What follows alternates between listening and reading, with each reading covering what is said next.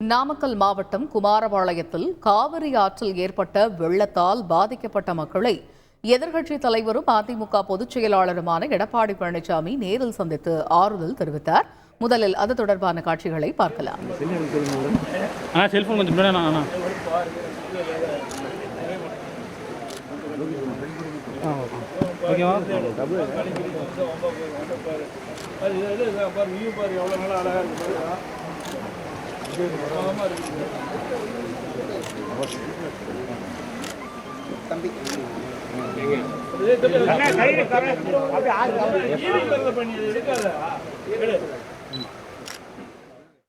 இதுகுறித்த விரிவான தகவல்களை எமது செய்தியாளர் யவன சோழன் வழங்க கேட்போம். யவன சோழன், வணக்கம். இப்ப காவிரி ஆற்றில் ஏற்பட்ட வெள்ளத்தால் பாதிக்கப்பட்ட வீடுகள், அந்த பகுதிகளில் வெள்ளம் சூழ்ந்த பகுதிகளில் எதிர்க்கட்சித் தலைவர் மேற்கொண்டு வரக்கூடிய ஆய்வு பற்றிய கள விவரங்கள் என்ன? வணக்கம். காவிரி நீர்பிடிப்பு பகுதிகளில் தொடர்ந்து பெய்து வரும் கனமழை காரணமாக கர்நாடக அணைகளில் இருந்து காவிரி நீர் திறந்துவிடப்பட்டுள்ளது. இதனையடுத்து மேட்டூர் அணை தனது முழு கொள்ளளவான 120 கன அடியை எட்டியுள்ளது.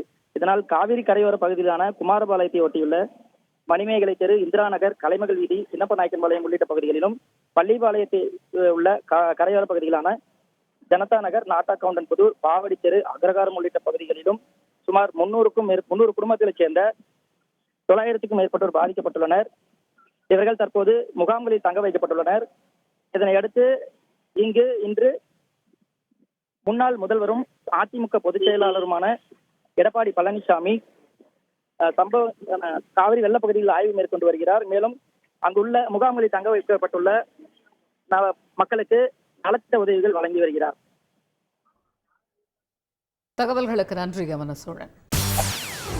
செய்திகளை உடனுக்குடன் தெரிந்து கொள்ள உடனே சப்ஸ்கிரைப் பண்ணுங்க.